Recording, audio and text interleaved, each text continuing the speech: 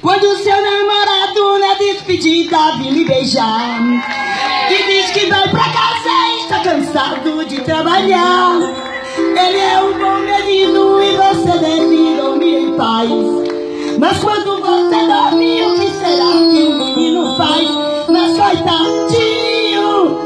coitadinho de você, tão bobinho, você dorme sem saber. La la la la la la la la la la la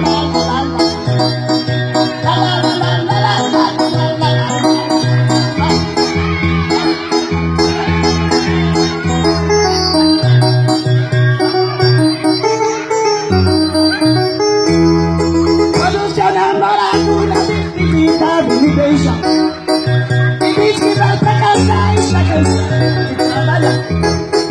Ele é um bom menino e você deve dormir em paz.